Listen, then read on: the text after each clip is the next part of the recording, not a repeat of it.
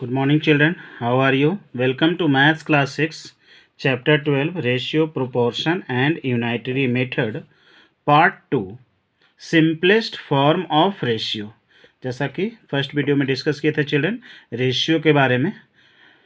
आज हम लोग सिंपलेस्ट फॉर्म ऑफ रेशियो के बारे में जानते हैं। पहले सिंपलेस्ट फॉर्म ऑफ रेशियो क्या होता है children? A ratio is in its simplest form if the terms of the ratio have no common factors other than 1. कोई भी रेशियो सिंपलेस्ट फॉर्म में कहलाता है यदि रेशियो के टर्म्स का मतलब नोमिनेटर और डिनोमिनेटर जो होता है चिल्ड्रन रेशियो में, रेशियो चूंकि फ्रैक्शन है तो रेशियो के टर्म्स का कोई कॉमन फैक्टर नहीं होता है अदर देन 1। ठीक है, तो उस रेशियो को हम कहते हैं कि सिंपलेस्ट फॉर्म में वो रेशियो है। For example, the simplest form of the ratio 20:15 is 4:3। देखिए चिल्ड्रन, रेशियो है 20:15। ये सिंपलेस्ट फॉर्म में नहीं है क्योंकि 20:15 को 20/15 लिख सकते हैं चिल्ड्रन। अब देखिए यहाँ नोमिनेटर और डिनोमिनेटर का कॉमन फैक्टर 5 है। देखिए 5 4 जा 20 और 5 3 जा 15, मतलब 20 और 15 दोनों का कॉमन फैक्टर 5 था। ठीक है, तो 5 से इसको जब कैंसिल आउट कर दिए तो ये आ गया 4/3। ठीक है, 4/3 इक्वल टू हम लिख सकते हैं 4:3। ये रेशियो के फॉर्म में हो गया 4:3। तो 20/15 ये सिंपलेस्ट फॉर्म में नहीं था चिल्ड्रन, लेकिन 4/3 ये सिंपलेस्ट फॉर्म में हो गया क्योंकि अब देखिए रेशियो का टर्म 4 और 3 आ गया। 4 और 3 का कोई भी कॉमन फैक्टर नहीं है अदर देन 1। 1 के अलावा कोई कॉमन फैक्टर नहीं है। 4 का और 3 का कॉमन फैक्टर केवल 1 है। 1 के टेबल में आता है 4 भी और 3 भी, और किसी के टेबल में नहीं आता है। अब जो है 4/3 ये सिंपलेस्ट फॉर्म ऑफ रेशियो कहलाता है। 4:3 ये सिंपलेस्ट फॉर्म में है जबकि 20:15 सिंपलेस्ट फॉर्म में नहीं है। ठीक है चिल्ड्रन, तो याद रखिएगा रेशियो को हमेशा सिंपलेस्ट फॉर्म में ही एक्सप्रेस करते हैं, इसलिए सिंपलेस्ट फॉर्म ऑफ रेशियो जानना जरूरी होता है। ठीक है, जब कोई कॉमन फैक्टर्स होता है रेशियो के टर्म्स का तो उसको हम कैंसल आउट कर देते हैं। अब देखते हैं children equivalent ratios. Equivalent ratios क्या होता है? इक्विवेलेंट मीन्स होता है इक्वल। तो इसका मतलब हुआ चिल्ड्रन कि इक्विवेलेंट रेशियोज मीन्स हो गया इक्वल रेशियोज। अगर 2 रेशियोज इक्वल है तो उसको हम इक्विवेलेंट रेशियो कहते हैं। मल्टीप्लाइंग और dividing the first and second term of the ratio by the same non zero number gives equivalent ratios. ठीक है चिल्ड्रन, जैसे यहाँ पर अभी देखे 20:15 को 4:3 लिख दिए, तो ये दोनों रेशियो तो है सेम ही चिल्ड्रन, दोनों इक्विवेलेंट रेशियो है। कैसे इक्विवेलेंट है? क्योंकि देखिए ये रेशियो टर्म इसमें 4 और 3 है, इसमें दोनों टर्म में 5 से मल्टीप्लाई कर दिए तो 4 5 जा 20 हो गया और 3 5 जा 15 हो गया। दोनों टर्म में जब सेम नंबर से मल्टीप्लाई कर दिए तो इक्विवेलेंट रेशियो फाइंड हो गया क्योंकि 20/15 को ही लिखे 4/3। ठीक है, तो 20/15 और 4/3 में कोई डिफरेंस नहीं है। जैसे आप लोग इक्विवेलेंट फ्रैक्शन लिखना सीखे हैं चिल्ड्रन, जैसे 1/2 को 2/4 भी लिख सकते हैं, या तो 1/2 मतलब 1 आउट ऑफ 2 लिखें, या 2 आउट ऑफ 4 लिखें, या 3 आउट ऑफ 6 लिखें। इक्वल है, सब हाफ के बराबर है। जैसे 1/2 में आप नोमिनेटर और डिनोमिनेटर में 2 से मल्टीप्लाई कर देते हैं तो 2/4 हो जाता है। 1/2 में आप नोमिनेटर और डिनोमिनेटर में 3 से मल्टीप्लाई कर देते हैं तो 3/6 हो जाता है। लेकिन उससे फ्रैक्शन का वैल्यू में कोई अंतर नहीं पड़ता है क्योंकि नोमिनेटर और डिनोमिनेटर में जब सेम नंबर से मल्टीप्लाई करते हैं तो जब सिंपलेस्ट फॉर्म में लाते हैं तो सेम नंबर आता है, क्योंकि जैसे 3 से ऊपर भी मल्टीप्लाई किए 3 से नीचे तो कैंसिल हो गया। तो जैसे 8/6 में 3 से मल्टीप्लाई किए ऊपर और नीचे दोनों तो ये 24/18 आ गया, लेकिन ये 24/18 और 8/6 दोनों इक्वल है। ठीक है चिल्ड्रन, क्योंकि इसी का इक्विवेलेंट फ्रैक्शन ये है, क्योंकि इसी फ्रैक्शन में 3 से मल्टीप्लाई करके ये फ्रैक्शन ऑब्टेन हुआ है, और कॉमन फैक्टर को कैंसिल करेंगे तो फिर वापस वही आ जाएगा। ठीक है चिल्ड्रन, तो रेशियो के टर्म में दोनों टर्म्स में सेम नंबर से मल्टीप्लाई कर सकते हैं या सेम नंबर से डिवाइड कर सकते हैं, कोई डिफरेंस नहीं आता है। हाँ, बशर्ते वो नंबर क्या होना चाहिए चिल्ड्रन, नॉन जीरो नंबर्स होना चाहिए। आप जीरो से मल्टीप्लाई या डिवाइड नहीं कर सकते हैं, क्योंकि जीरो से मल्टीप्लाई करेंगे तो जीरो हो जाएगा, और जीरो से तो डिवाइड आप कर नहीं सकते हैं किसी भी नंबर को। ठीक है, तो हमेशा ध्यान रखना है, नॉन जीरो नंबर से हम मल्टीप्लाई या डिवाइड कर सकते हैं रेशियो के टर्म्स को, और रेशियो सेम रहेगा, तो इसी को बोलते हैं इक्विवेलेंट रेशियोज। ठीक है, कंसीडर द रेशियो 8:6। देखिए 8:6 एक रेशियो है, ये सिंपलेस्ट फॉर्म में भी नहीं है। ठीक है चिल्ड्रन, क्योंकि 8 और 6 का कॉमन फैक्टर 2 दिख रहा है यहाँ पर, है ना, 2 4 जा 8 और 2 3 जा 6, 2 दोनों का कॉमन फैक्टर, तो ये सिंपलेस्ट फॉर्म में नहीं है। तो इसका मतलब हुआ इस रेशियो के दोनों टर्म्स को, 8 को और 6 को 2 से हम डिवाइड कर सकते हैं। ठीक है, तो we have 8/6 equal to 8 divided by 2 by 6 divided by 2। देखिए 8 को भी 2 से डिवाइड किए, 6 को भी 2 से डिवाइड किए, ये आ गया 4/3। तो 8/6 इक्वल टू क्या हो गया चिल्ड्रन, 4/3। ये दोनों फ्रैक्शन सेम है, 8/6 और 4/3 का वैल्यू एग्जैक्टली सेम है। ठीक है, लेकिन 4/3 ये सिंपलेस्ट फॉर्म में है और 8/6 सिंपलेस्ट फॉर्म में नहीं है। ठीक है, लेकिन दोनों का वैल्यू सेम है, 6 में से 8 और 3 में से 4, ये दोनों सेम है। अब उसी ढंग से 8/6 equal to 8 into 3/6 into 3 equal to 24/18। ठीक है, तो 8/6 और 24/18 भी एग्जैक्टली सेम है children. Therefore 4:3 and 24:18 are equivalent ratios of 8:6। इस तरीके से 8:6 का 2 इक्विवेलेंट रेशियो यहाँ पर फाइंड किए चिल्ड्रन। 8:6 का इक्विवेलेंट रेशियो 4:3 भी है, जो कि दोनों टर्म को 2 से डिवाइड करके फाइंड किए, और 24/18 भी इसका इक्विवेलेंट रेशियो है, जो कि दोनों टर्म को 3 से मल्टीप्लाई करके फाइंड किए। ठीक है, अब दोनों टर्म को 2 से भी मल्टीप्लाई करके कोई इक्विवेलेंट रेशियो फाइंड कर सकते हैं। ठीक है, तो आप समझ गए होंगे चिल्ड्रन इक्विवेलेंट रेशियोज क्या होता है।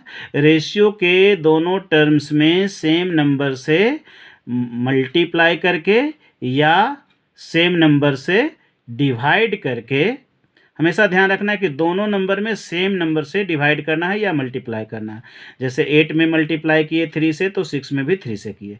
ठीक है, 8 में डिवाइड किए 2 से, तो 6 में भी डिवाइड किए 2 से।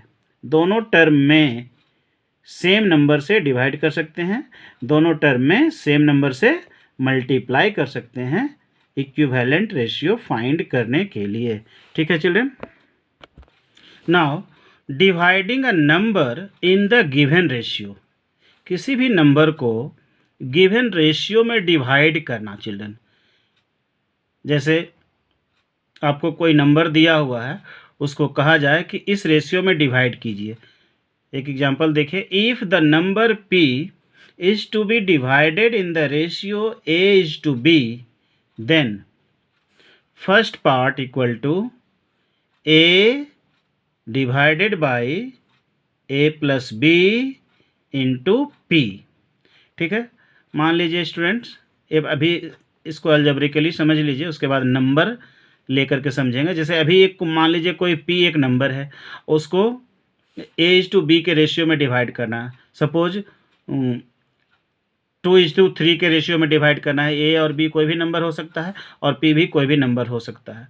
ठीक है, तो इसको डिवाइड करने का फॉर्मूला क्या है चिल्ड्रन। जैसे एक नंबर p है, उसको a:b के रेशियो में डिवाइड करना है, तो फर्स्ट पार्ट क्या होगा चिल्ड्रन, फर्स्ट पार्ट जो a होगा, ये कितना होगा, a:b के रेशियो में डिवाइड करना है, तो फर्स्ट पार्ट जो होगा a divided by a plus b, मतलब सम ऑफ रेशियोज। ये a प्लस b क्या है children, sum of ratio term है। रेशियो का 2 टर्म है a और b, तो नीचे a और a प्लस b कर देंगे और ऊपर a होगा। पहला पार्ट पहला पार्ट जो होगा first term by sum of ratio into P, क्योंकि नंबर पी है, पी को डिवाइड करना है इस रेशियो में।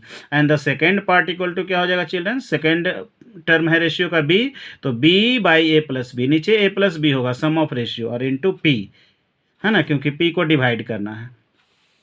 ठीक है चिल्ड्रन, तो ये तो फॉर्मूला हो गया।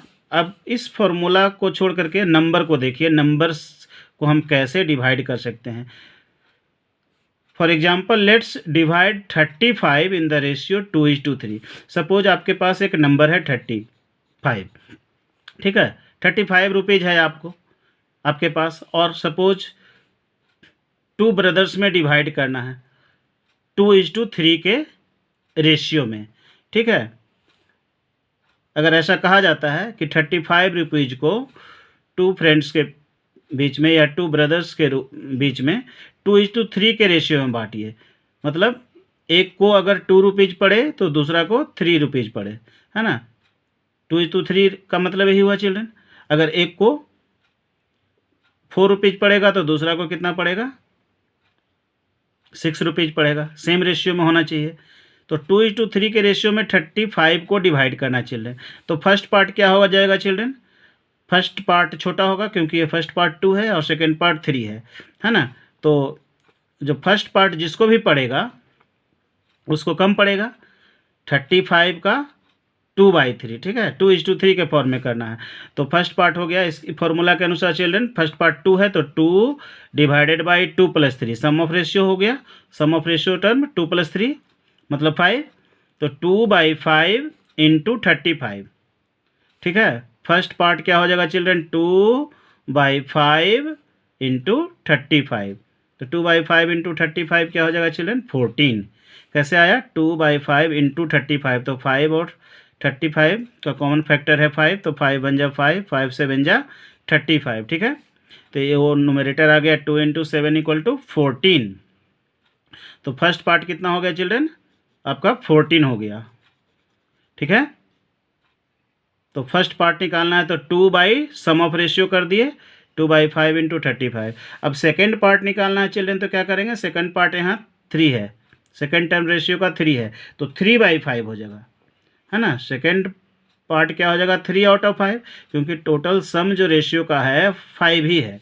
तो फर्स्ट पार्ट 2/5 हो गया और सेकेंड पार्ट 3/5 हो गया, और इंटू कितना करना है चिल्ड्रन, 35, क्योंकि 35 को डिवाइड करना है। 35 रुपीज़ हो या 35 kg हो, कुछ भी हो, 35 कोई भी नंबर हो सकता है, कोई भी क्वांटिटी हो सकता है। तो 3/5 इंटू 35 इक्वल टू कितना हो जाएगा चिल्ड्रन, देखिए फिर ये 5 से कैंसिल होगा, 35, 5 बन जा 5, 5 से बन जा 35, तो 3 से बन जा 21। ठीक है चिल्ड्रन, तो देखिए फर्स्ट पार्ट हो गया 14 और सेकेंड पार्ट हो गया 21। तो अगर 35 रुपीज़ को 2 फ्रेंड्स के बीच में डिवाइड करना है तो फर्स्ट फ्रेंड को पड़ेगा 14 रुपीज़ और सेकेंड को पड़ेगा 21 रुपीज़। सेकेंड को ज़्यादा पड़ेगा क्योंकि यहाँ देखिए रेशियो टर्म 2:3 है, फर्स्ट को कम है, फर्स्ट पार्ट छोटा है, सेकेंड पार्ट बड़ा है। अब ये देखिए 14 और 21 को ऐड करेंगे तो कितना आएगा, 35 आएगा, है ना। इसको चेक कर सकते हैं, 14 + 21 इक्वल टू कितना आया, 35। तो इसका मतलब 35 जो है डिवाइड हो गया 2:3 के रेशियो में। अब इसको रेशियो भी फाइंड कर सकते हैं चिल्ड्रन, जैसे 14 और 21 आया फर्स्ट पार्ट, तो 14/21 कितना आना चाहिए, 2:3 आना चाहिए। तो इसको चेक करके देखिए 14/21, ठीक है, 14/21 कितना आएगा चिल्ड्रन, देखिए दोनों का कॉमन फैक्टर क्या है, 7 है, 7 2 जा 14 और 7 3 जा 21 इक्वल टू कितना आया, 2/3 इक्वल टू कितना हुआ, 2:3। तो ये समझने के लिए चेक करके रिवर्स चेक कर लिए चिल्ड्रन कि 35 को 2:3 के रेशियो में डिवाइड करते हैं तो फर्स्ट पार्ट आता है 14 और सेकेंड पार्ट आता है 21, क्योंकि फर्स्ट पार्ट और सेकेंड पार्ट का जो रेशियो है 2:3 आ रहा है, जो कि क्वेश्चन में कहा जा रहा है। 2:3 के पार्ट में डिवाइड हो गया, रेशियो में डिवाइड हो गया 35। ठीक है चिल्ड्रन, तो इसी ढंग से किसी भी नंबर को किसी गिवन रेशियो में हम लोग डिवाइड कर सकते हैं सेम फॉर्मूला से। ठीक है, सम ऑफ रेशियो फाइंड कर लेना है, first term by sum of ratio और इनटू जिस नंबर को डिवाइड करना है। ठीक है, second part second term of ratio divided by sum of ratio और इनटू गिवन नंबर। ठीक है, ये फॉर्मूला बन गया, आप फॉर्मूला को दिमाग में बैठा सकते हैं। ठीक है children, So this much for today, children. In next video we will discuss about comparison of ratios, and we will also discuss some examples. Till then, stay at home, stay safe, keep learning and keep growing. And if you like this video series, please subscribe my YouTube channel and press the bell icon and share the videos to the maximum number of students. Thank you.